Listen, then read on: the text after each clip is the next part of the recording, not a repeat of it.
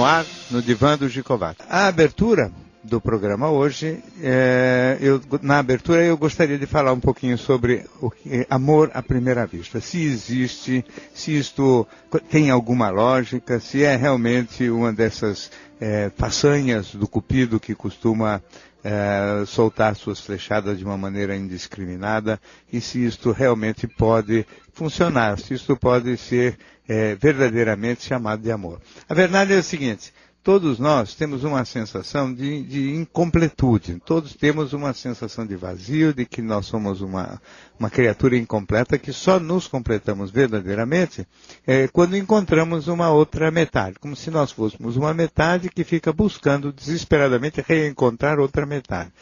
E as pessoas que estão muito insatisfeitas com a sua situação ficam olhando à volta e podem ver metade em tudo que é parte. E nem sempre de uma maneira muito criteriosa e nem sempre muito ligada aos valores que deveriam nortear a escolha sentimental. Mas, de todo modo, quando um homem, por exemplo, olha uma moça e tem um desejo visual forte ou intenso por ela, ele pode confundir isto com esse encantamento inicial que já significaria amor e não verdadeiramente uma simples, vamos dizer, intenção ou desejo sexual ativado pelo visual. Às vezes também no caso da moça, não é bem visual o desejo, mas ela, ao olhar para um rapaz, ela forma uma ideia de quem ele seja, da posição intelectual dele, social dele, da simpatia, etc. E principalmente, ela pode ficar muito encantada de perceber que ele está olhando para ela com interesse e com entusiasmo. Ou seja, o fato de existir algum sinal vindo da outra pessoa já pode ser fator de encantamento, e parece que finalmente aquela outra metade que a gente está procurando tanto foi encontrada. E aí a gente, mais ou menos rapidamente, já tem a sensação de completude com esta outra pessoa. Isso se for bilateral, se acontecer, vamos dizer, de uma maneira mais ou menos intensa, pode dar a impressão de que realmente houve um encantamento ilógico e irracional. Quando a gente vai olhar mais de perto, existem várias coisas que a gente pode saber rapidamente um sobre o outro, a propósito simplesmente da aparência.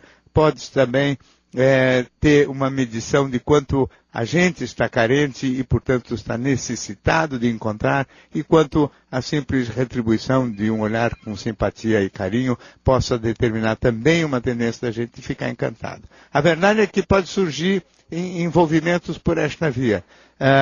O amor é sempre o sentimento que a gente tem pela pessoa que dá a sensação de completude e provoca essa sensação de aconchego na gente. E isto pode acontecer rapidamente. Porém, o que se sabe também é que aqueles relacionamentos que começam com amizade, na medida em que existe troca intelectual, que as pessoas sabem um pouco mais umas das outras, sabem mais coisas sobre a maneira como são, como pensam, o caráter, etc., tem muito mais chance de ter longa vida. Então o amor à primeira vista pode existir, porque as pessoas são tão carentes que podem realmente ficar encantadas por muito pouco.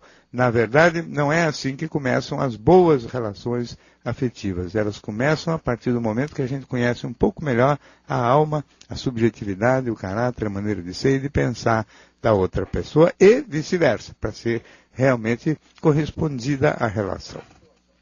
Muito bem. Vamos então ao primeiro ouvinte ao vivo. Seu nome, por favor?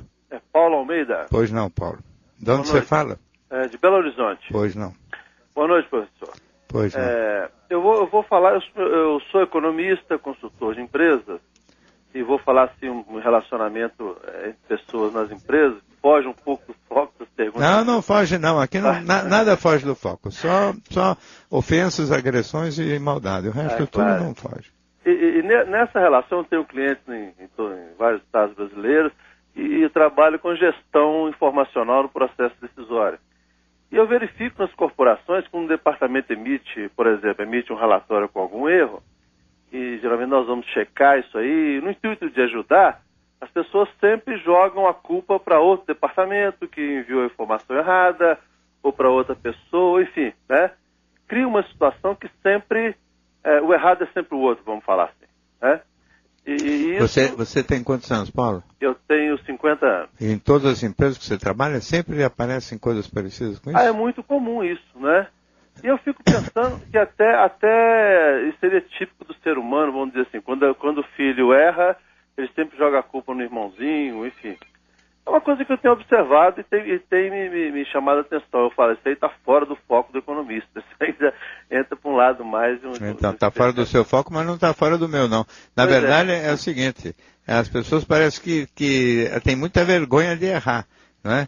E às vezes isso se forma porque as empresas mesmo aceitam mal o erro, né? Tem muito executivo, muito gestor que fala bonito, fala assim que a gente erra mesmo, quem arrisca erra, que errar é humano, mas na hora que uma pessoa erra, ela é crucificada. Então, se isso for verdade, e se o indivíduo passou por algumas experiências desse tipo, tanto na sua própria educação em casa, como nas empresas, ele começa a ficar que nem criança, que quando chuta a bola e quebra a vidraça do vizinho, né, todo mundo começa a gritar, não fui eu, não é? Exato. Então, mas isso basicamente em função de um medo de represálias ou de retaliação. Na educação, evidentemente a criança tem que ser educada e quando faz coisas inadequadas tem que ser realmente punida, nem sempre com tanta severidade, mas tem que ser repreendida. Agora, na empresa, as pessoas tinham que ter a liberdade de cometer equívocos, principalmente separando, Paulo, claramente diferença entre erros que derivam de má fé, erros que derivam de negligência, de má vontade, de preguiça, de indolência, de descaso, e erros que derivam do risco inevitável, não é? De que qualquer pessoa que está trabalhando tem. Não é? Eu acho que tem que separar muito claramente isso, e talvez seja até interessante como tema se colocar dentro da empresa. A empresa que você trabalha é grande? Não, eu tenho um escritório que presta consultoria para várias empresas. Exatamente. Né? Entendi. Então, essas empresas deviam... São empresas grandes, médias. Então, elas deviam realmente levar mais a sério a ideia de que, na verdade, as pessoas têm que errar para aprender, porque o melhor jeito de aprender é por ensaio e erro. Quer dizer, a gente ousa, todo indivíduo que ousa fazer alguma coisa um pouquinho diferente tem uma chance de errar. E as empresas deviam criar realmente um espaço para o erro não intencional, separando ele claramente da negligência e da displicência, que também existe muito, né? Eu agradeço a sua participação e gostaria de ler agora um e-mail do Josef, de Salvador, que nos escreve assim. Dr. Giacobatti, tenho 35 anos e namoro com uma mulher de 60. Nosso relacionamento já tem 4 anos. Ambos somos divorciados e temos filhos de casamentos anteriores.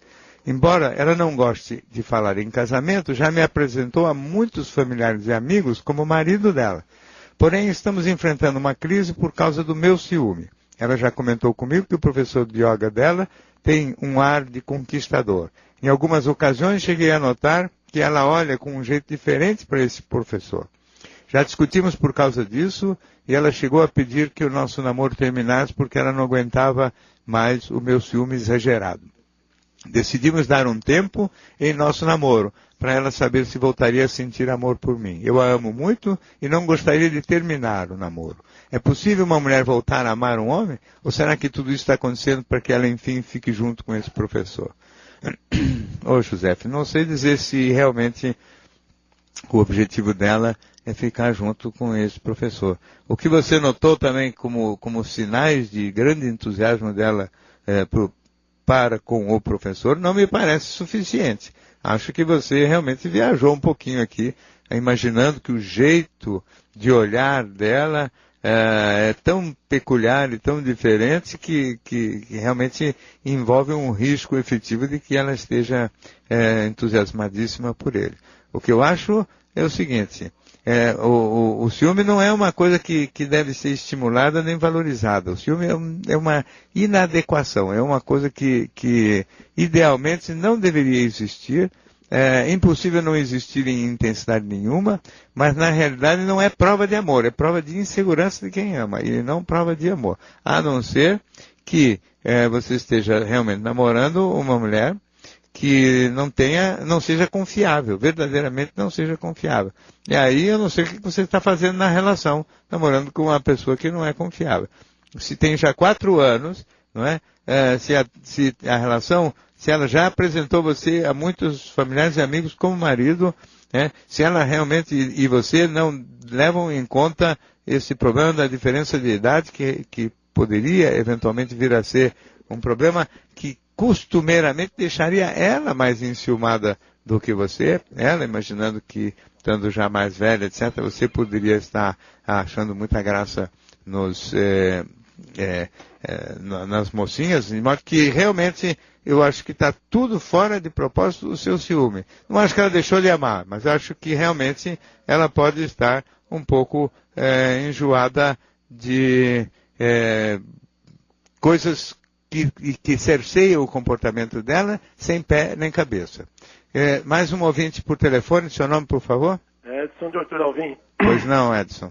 Então, o problema meu é a impotência sexual. Sei. E é devido ao problema de diabetes que eu tenho. Né, Quantos anos você tem, Edson? A idade? 50 anos. 50 anos. Você tem diabetes desde que idade? Olha, já está com uns 3 ou 4 anos para trás que já começou isso. Já venho notando isso daí, já venho fazendo tratamento, né? Sei. Mas, somando-se a isso, eu tenho um problema psiquiátrico. E algumas coisas do que eu tinha do problema psiquiátrico eu já venci, que nem aflição, desespero, fobias, isso eu venci. O que ficou foi ansiedade, muita ansiedade. E eu não paro de comer. Eu como bolacha, pão, é tudo que eu vejo pela frente eu vou comer. Quando eu fico um pouco nervoso, dá aquela ansiedade, como. O urologista, inclusive, falou comigo.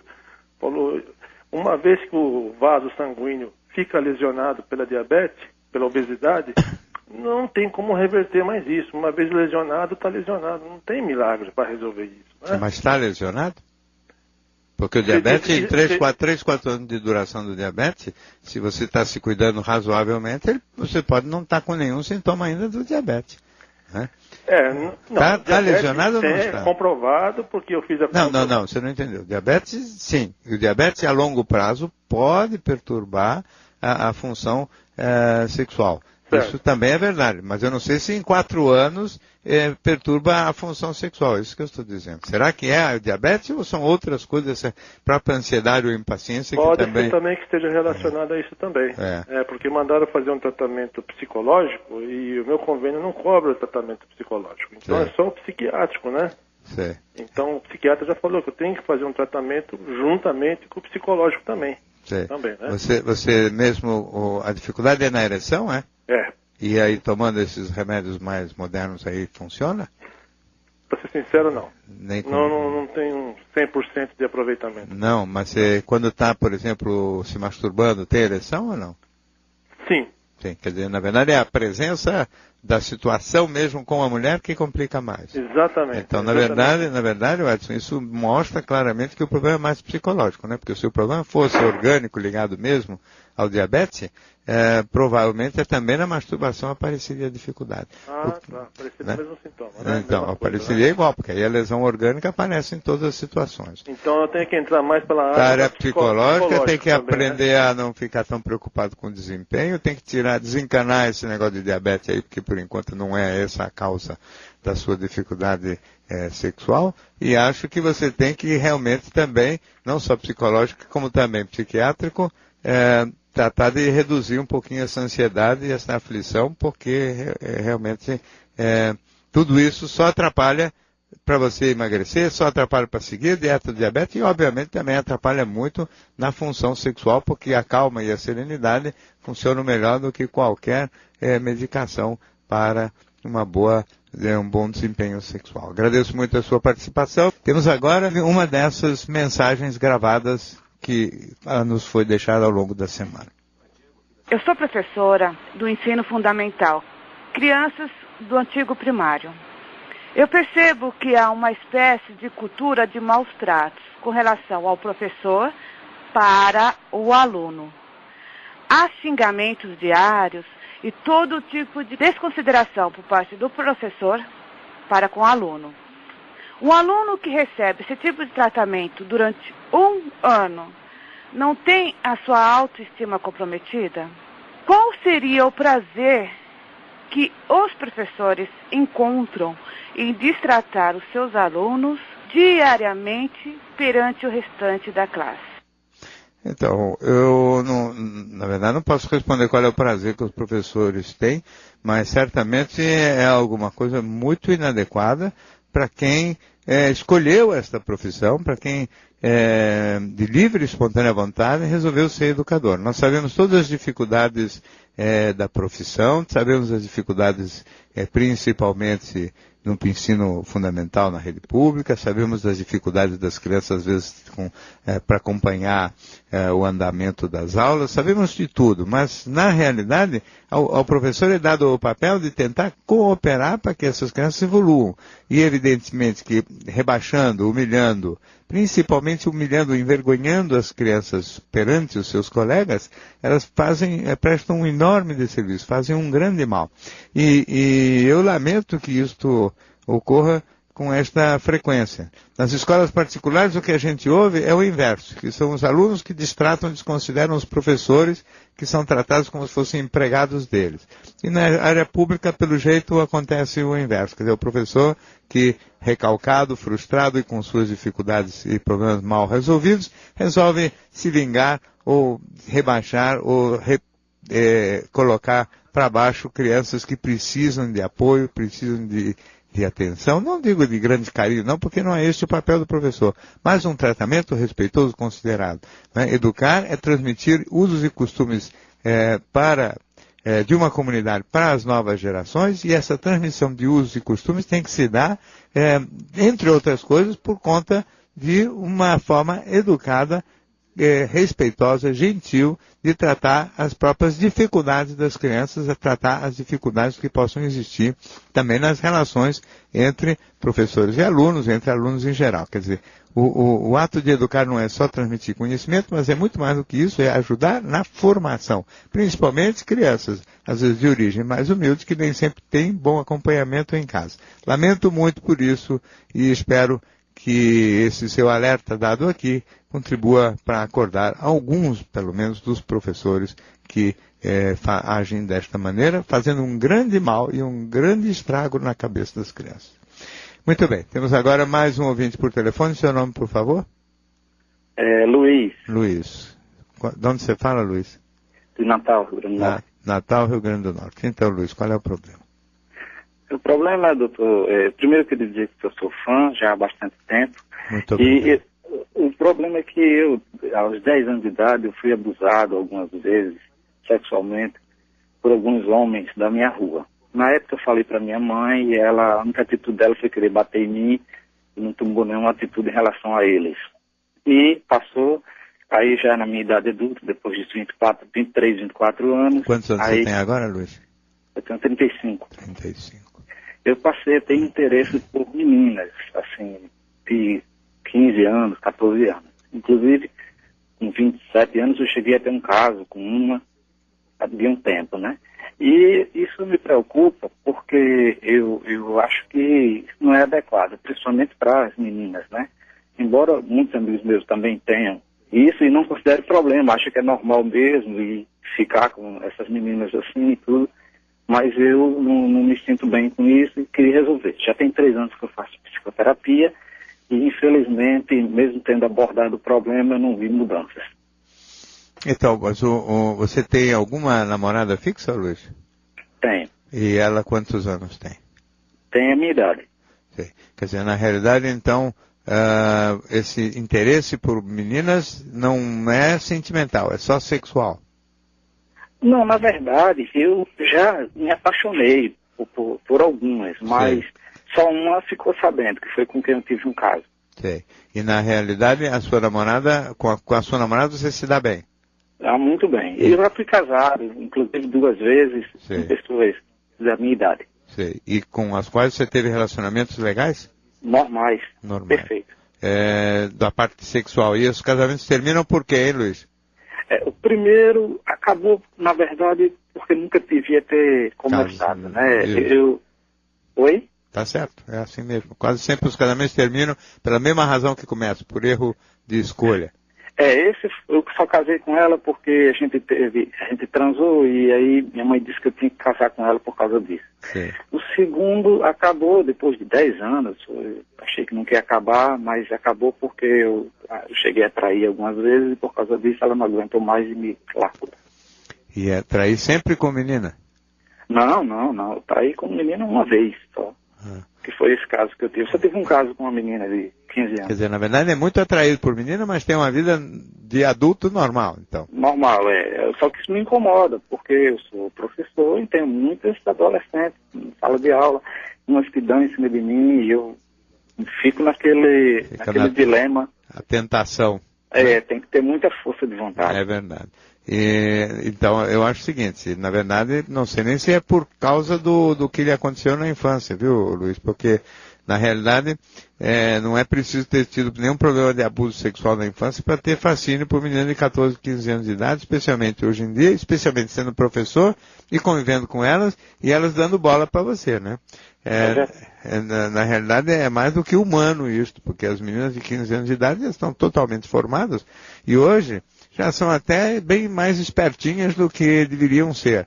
De maneira que eu acho que a terapia devia girar em torno da determinação, da força de vontade, da sua, vamos dizer, capacidade de se manter leal e ter uma relação consistente com uma mulher só, mas não se preocupar demais com esse aspecto do desejo por alguma menina, porque, para falar a verdade, na sua condição, e elas dando bola, eu acho absolutamente normal e não vejo relação disto com o abuso sexual infantil que você foi vítima. O que eu vejo relação é com o fato de você não ter, talvez, disciplina e determinação suficiente para ser mais firme e respeitoso nas suas relações afetivas. Muito obrigado pela sua participação e tem um e-mail aqui que eu gostaria de ler do Alain, de São Paulo. Dr. Flávio, tenho 25 anos e sou bem sucedido nos estudos e na vida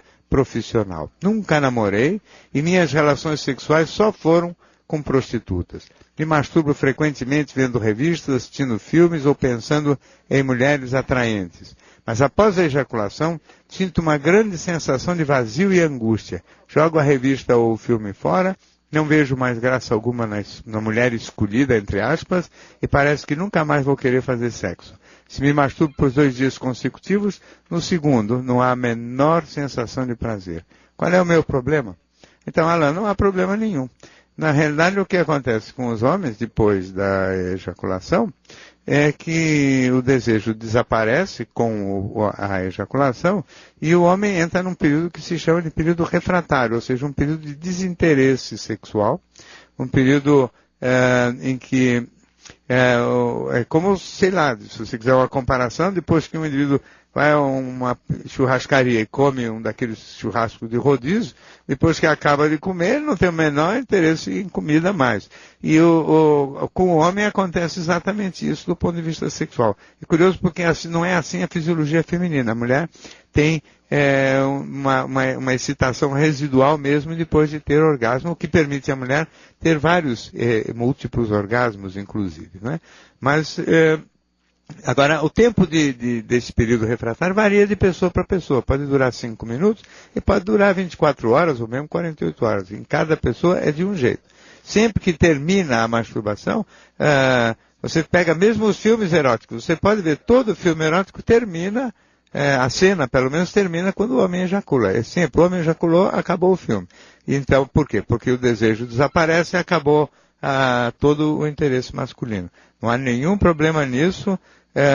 Talvez a única característica sua um pouco diferente é que o período refratário seu de desinteresse é um pouco maior do que o da média dos rapazes, que costuma ser de algumas horas e não de 1 ou 2 dias. De todo modo, você vai se dar bem mesmo quando tiver uma namorada, porque aí o que sobra depois do sexo é um aconchego, o carinho, a vontade de continuar abraçadinho, e isto é uma maravilha que dá sentido e graça para as relações que não têm essa graça quando praticadas como simples ato sexual, com prostitutas ou na masturbação. Temos na linha, então, mais um ouvinte. Seu nome, por favor? Fernanda. Fernanda. De onde você fala, Fernanda? De São Paulo. Pois não. Qual é o problema? Assim, eu me encontro afastada do meu trabalho há 2 anos e quando eu me encontrava trabalhando, eu sentia, assim, sintomas do tipo, quando as pessoas me rodeavam, eu tinha a sensação, assim, de desmaio. Às vezes eu corria para o banheiro, respirava fundo. Às vezes em sala de aula eu me sentia mal quando fechava a porta, eu tinha que sair, parecia que ia me dar, tipo, um infarto, assim. Qual é o trabalho seu, Fernanda? Operadora de caixa. Sim. E aí aconteceu no trabalho, em menos de 20 dias, 2 assaltos. E isso veio a piorar a minha situação. No primeiro assalto eu consegui trabalhar, no segundo eu não conseguia nem descer as escadas da minha casa para ir trabalhar. E ele, assim, assaltou lá ele usou uma moto para se locomover até lá e até pouco tempo, até hoje ainda, vamos dizer assim, eu vejo um motoqueiro, eu já fico achando que vai acontecer assalto.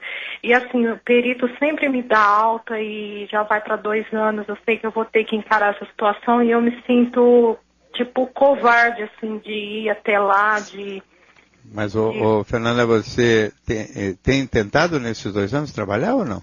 Não. Eu até pedi para ser mandada embora, porque é uma situação que eu me sinto, tipo, que, não sei se covarde, impossibilitada, não sei qual a palavra certa. Tenho tomado medicamento. Qual é o remédio que você toma?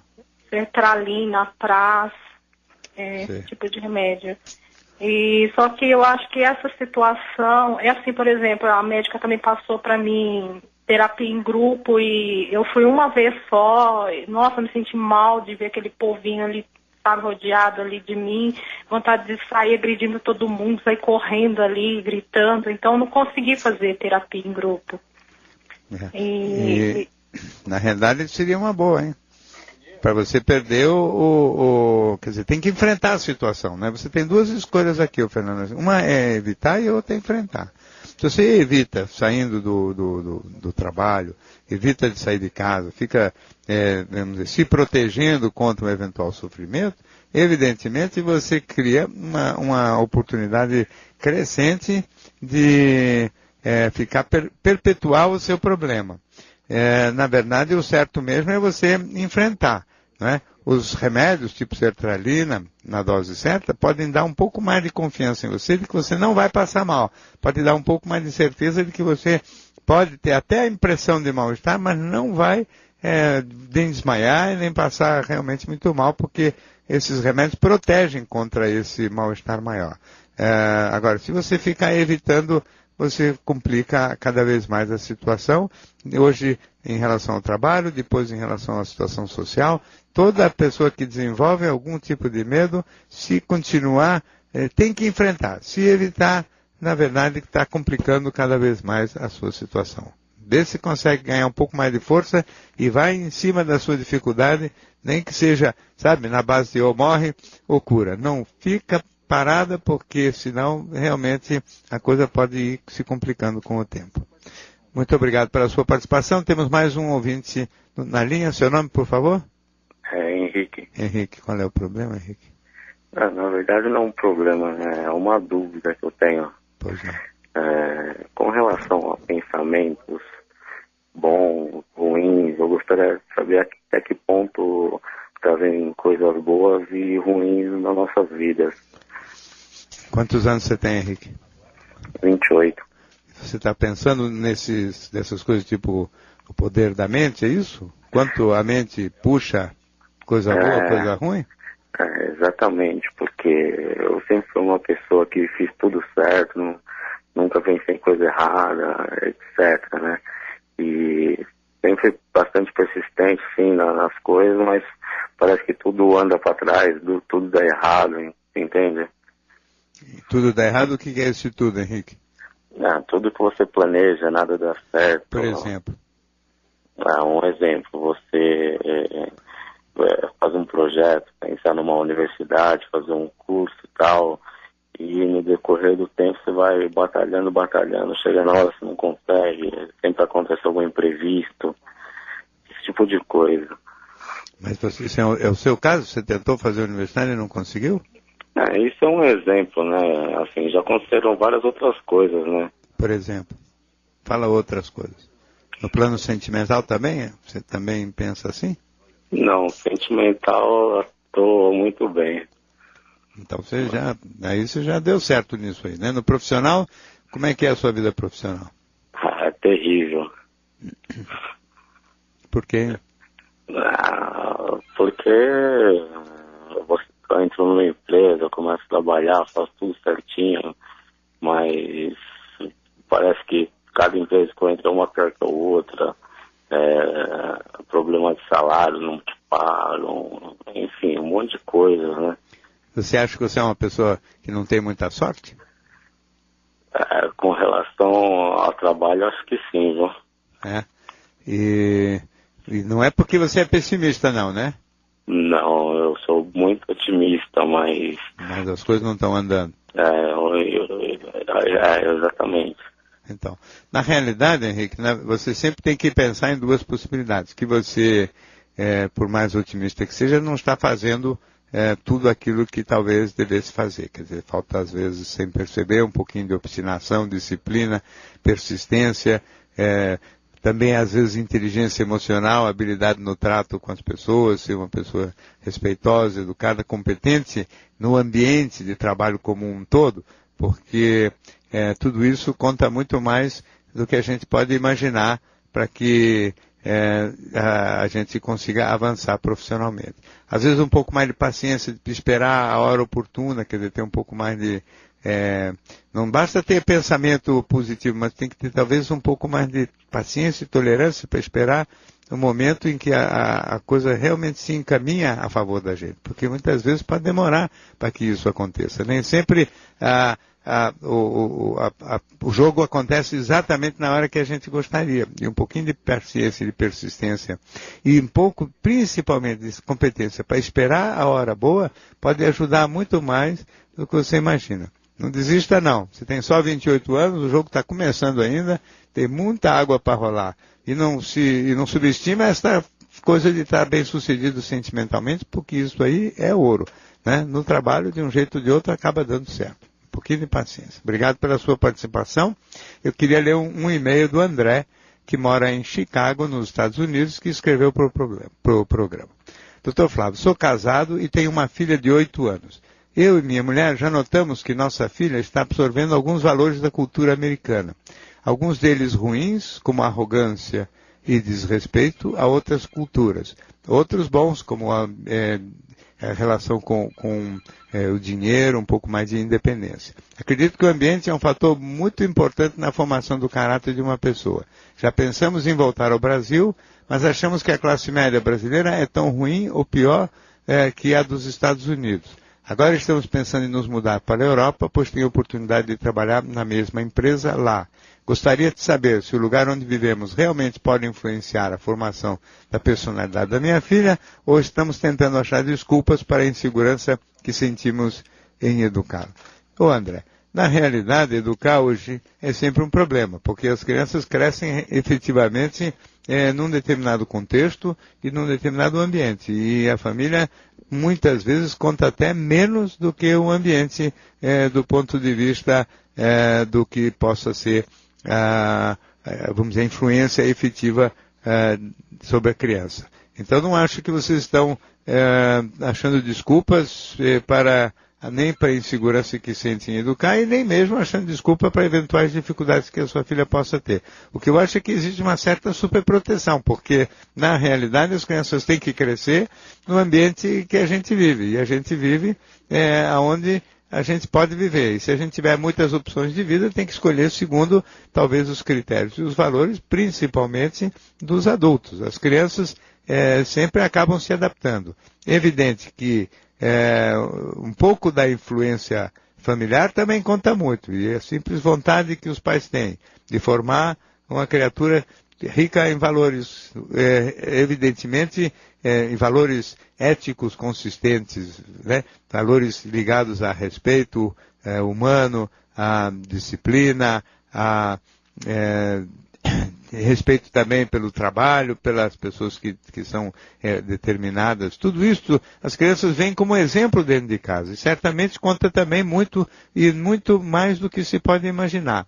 Quanto mais negligente é o ambiente educacional, quanto mais negligente e quanto mais frágil a estrutura familiar, maior a influência do meio. O que eu penso é o seguinte: quando os pais se dão realmente bem, quando tem clima de harmonia e concórdia entre o pai e a mãe, quando os dois têm um único padrão de valor, um único padrão moral, que ambos respeitam os mesmos valores, naturalmente a tendência é para que as crianças cresçam, todas elas respeitando esses mesmos valores. Quando o pai é de um jeito, a mãe é de outro. Quando o pai é estourado, a mãe é manso. Quando o pai é muito mais para egoísta, a mãe é mais para generosa, aí sim as crianças ficam meio sem critério e podem crescer de um ou de outro modo. E conforme o ambiente mais confuso dentro de casa, podem sofrer mais ainda a influência do meio. O que os pais mais podem fazer pelo bem das crianças é criar um contexto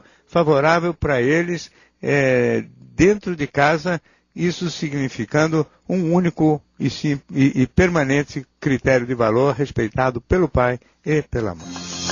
No Divã do Gicovati. Temos mais um ouvinte na linha. Seu nome, por favor? Juarez.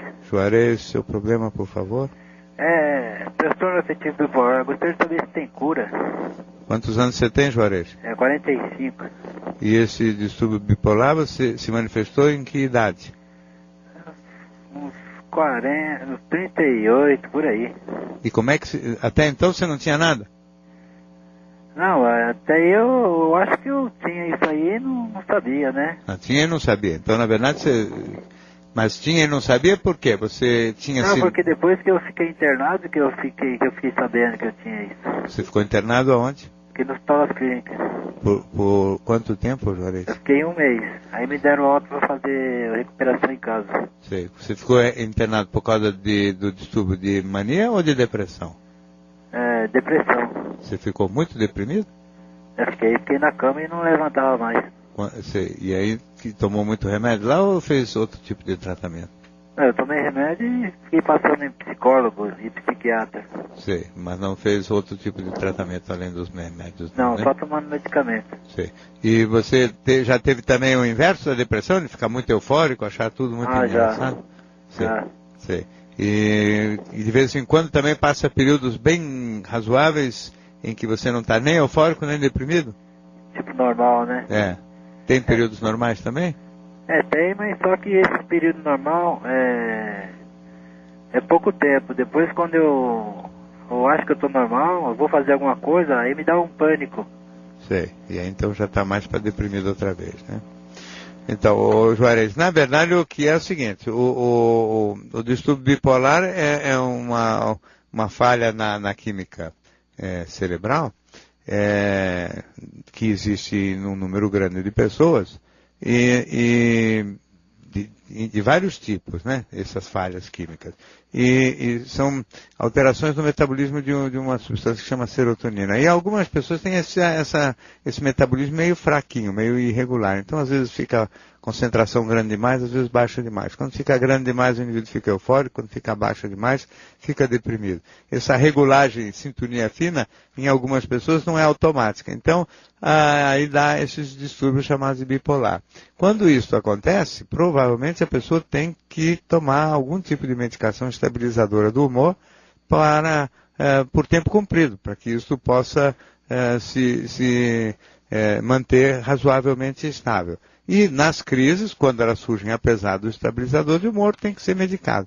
Agora, não tem cura, mas também não é uma coisa gravíssima. Dá para viver, dá para trabalhar, dá para namorar, dá para ter vida familiar. É um problema como é o diabetes, que não tem cura, mas tem administração. Não tem solução, mas tem administração. Não é um problema tão difícil de ser tratado. Em geral, as pessoas respondem bem aos remédios que existem. Então, é um problema chato, mas não é uma coisa muito grave. Essa é a verdadeira condição do distúrbio bipolar. Muito obrigado pela sua participação. Temos mais um ouvinte na linha. Seu nome, por favor? Antônio Carlos. Antônio Carlos, seu nome. Isso. De onde Boa noite, professor. Olha, eu quero dizer que sou um fã muito grande do senhor, tá? Muito obrigado. E eu estou voltando agora do sul, de Santa Catarina, estou voltando para São Paulo, e vim escutando o teu programa aqui, e eu pedi um conselho aí para o senhor, né? Eu tenho 52 anos, e namoro com uma menina de 22 anos, nós moramos agora 1 ano e pouquinho juntos, né? E agora ela se cismou de voltar e eu tenho quase... É o sufoco que eu tinha dos ciúmes dela, né? Não tenho nenhum problema de distúrbio de absolutamente nada, tenho um excelente desempenho em todos os sentidos, né? E eu queria saber se o senhor acha que vale a pena eu tentar levar essa relação à frente ou não. Mas não entendi, quem que é muito ciumento? Ela ou você? Eu. O ciúme existe dos dois lados, né? Mas eu acredito que eu a sufoque muito mais, né? Ela é, assim, muito extrovertida, muito exuberante? Ela é muito exuberante. Realmente ela é muito bonita, é uma pessoa que chama muita atenção, né? E ela gosta disso? Ela gosta? Ela gosta de chamar atenção, viu, professor? Ela gosta, viu? Se eu fosse moça bonita, provavelmente também gostaria. E você também, não é? Mas ela, assim, nós nos conhecemos numa casa noturna em São Paulo, né? E o que me chamou a atenção realmente foi a beleza dela. E aí nós acabamos nos conhecendo e rapidamente nós estávamos morando juntos, né? E agora, a questão de 10 dias mais ou menos, ela tinha que voltar para a casa do pai dela. E... de vez, eu tenho ido e voltado com bastante frequência vê-la, né? Mas realmente é muito difícil ficar sem ela e eu não sei, porque eu sinto muito ciúmes dela, eu não sei se pela diferença de idade, que são 30 anos, né? Não acho que é diferença de idade, porque você disse que não existe nenhum problema. Talvez o jeito de ser dela, talvez a natureza dela, talvez o temperamento dela, talvez o fato dela não passar para você toda a confiabilidade que você gostaria que passasse. Ou você que tem suas inseguranças. De todo modo, eu acho que para as relações poderem funcionar de um jeito que seja realmente boa para todo mundo, tem que se criar duas mágicas. A mágica do encantamento amoroso, que tem que ser bilateral, e a mágica da confiança recíproca também. Porque sem confiança, você entregar o seu coração na mão de alguém que você não tem certeza absoluta que vai cuidar direito dele, é uma irresponsabilidade, né? Então precisa que se crie também esta mentalidade de confiança, de certeza um no outro, que se tem, se não tem, não tem. Na verdade, não acho que seja muito o caso de você ficar cerceando ela é menina ainda, tem o jeito de ser dela, não é? E acho que ela tem o direito de ser do jeito como ela é. Agora, se você acha isso muito aflitivo para você, acha isso uma coisa que deixa você inseguro, eu acho que, e aí ciumento por causa disso, acho que mesmo gostando, tem que tentar se afastar, porque, na verdade, você sofre e faz sofrer. O ciúme é uma coisa muito chata. Tudo que provoca muito ciúme significa que alguma coisa de meio errado tem na parada, não é? Eu acho que você deveria pensar 2 vezes antes de voltar. Eu agradeço muito a sua participação e tenho agora um e-mail aqui do Carlos, que nos escreveu durante a semana. Dr. Flávio, tenho 36 anos e sinto muitos desconfortos para viajar. Tenho medo de passar mal e vomitar durante o trajeto. Sempre tive pavor de vomitar, mas essas fobias ligadas à viagem começaram a piorar quando eu tinha 23 anos. Perdi muitas viagens profissionais por causa do meu medo. Por volta dos meus 30 anos, estava tão mal que os sintomas passaram a ocupar 24 horas do meu dia, entrei em depressão e fiquei 2 anos afastado do trabalho. Hoje faço terapia, tomo remédios e me sinto realmente melhor. A terapia se expandiu por vários aspectos do meu estado psicológico e eu consegui resolver muitos problemas que eu nem imaginava ter os problemas, não é? Porém, meu problema principal não foi resolvido. Não viajo há 6 ou 7 anos por causa das mesmas fobias. Como tratar esta fobia mais objetivamente? Devo conversar com minha terapeuta para que o tratamento seja mais focado nessa questão? Ou o trabalho de terapia está correto da forma como vem sendo feito? Carlos, é muito difícil falar sobre o trabalho de terapia das pessoas, porque a gente corre o risco de ser leviano e eu não estou na idade de agir desta maneira. Na medida em que você tem bons resultados em muitos aspectos da sua vida pessoal, significa que a terapia está sendo eficaz e interessante para você. Agora, A questão efetiva das fobias, especialmente nesta como a sua, que é uma fobia que, pelo jeito, depende, porque nós lemos aqui apenas um resumo do e-mail. O e-mail era bem comprido e eu li inteiro o e-mail. E evidentemente que você, essa dificuldade com o vômito, você tinha já desde criança. Provavelmente um medo, né? Que rapidamente se estabeleceu, porque em algumas pessoas existe uma tendência maior para estabelecer rapidamente condicionamentos e, portanto, desenvolver quadros fóbicos. Isso é quase uma predisposição de algumas pessoas e essa predisposição inata parece que você tem. Não é? O seu medo, ele acabou se generalizando aí para questões sociais e para viagem, mas é sempre, na verdade, focado no medo de vomitar, não é? E de passar mal vomitando, mesmo nas viagens, mesmo relacionado com saindo de casa. Parece que ele acabou se concentrando agora só nesta situação e você não conseguiu circunscrever isso, está cada vez mais impedido de viajar, impedido de sair dos limites do seu município, né? Isto, hoje, na minha opinião, merece também um tipo de tratamento mais focado, quer dizer, um tratamento que seja dirigido especificamente para tentar enfrentar essas situações com sucesso, enfrentar sempre com sucesso e apesar do sofrimento. É difícil de imaginar que você vai conseguir sair, ir viajar, fazer qualquer coisa com o carro para além dos limites do seu município sem sofrimento, sem ansiedade, sem tensão. Mas tem que estabelecer aí uma espécie de estratégia progressiva e gradual em que você vai cada vez indo mais longe e avançando aos pouquinhos na direção de conseguir avanços. Isso são estratégias comportamentais que às vezes passam também por relaxamento muscular profundo, por você imaginar as situações de resolução ou as situações que dão muito medo na condição de relaxamento. Outras vezes, e principalmente, o uso de medicação antidepressiva adequada. Às vezes eu penso que paroxetina, por exemplo, é uma medicação que pode ajudar muito, porque os tranquilizantes funcionam como os antidepressivos funcionam como calmantes para o medo, e eles, por isso mesmo, podem ser muito eficientes na resolução de quadros fóbicos deste tipo. Sendo o fato que você tem essa tendência familiar inata que vai implicar em um risco grande de que outras fobias possam se manifestar. O problema do medo do vômito não é tão raro, eu já vi vários casos desse tipo. Na realidade, as pessoas não vomitam por causa do medo, elas sofrem, mas não vomitam. Então eu acho que vale a pena você começar a fazer assim uma espécie de gradativo avanço na direção de ir dirigindo para além das fronteiras do seu município. Sempre com remédio e sempre monitorado também por algum tipo de ajuda psicológica.